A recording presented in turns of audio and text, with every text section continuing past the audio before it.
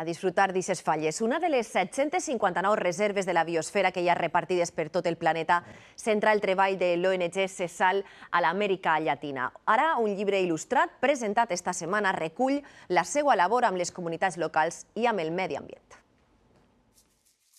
Este paratge de gran bellesa natural i rica biodiversitat entre Haití i la República Dominicana és l'escenari on transcorre la història de tres amics a la recerca d'aventures.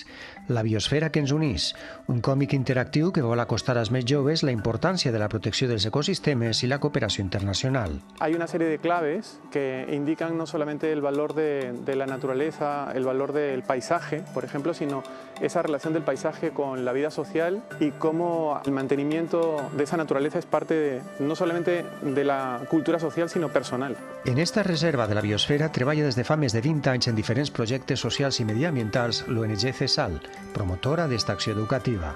No solo por querer conservar el espacio, sino porque es el espacio donde viven las personas que tienen derecho y tienen ambición de prosperar y desarrollarse. Este còmic creat per artistes valencians busca conscienciar la joventut sobre el canvi climàtic alhora que donar a conèixer la flora y fauna de este racó del món. En este cómic hemos integrado dos estilos artísticos diferentes.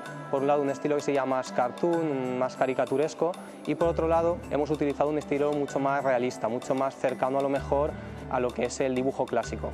Una edició que convida a la implicació coordinada d'administracions i ciutadans a la sostenibilitat del nostre planeta.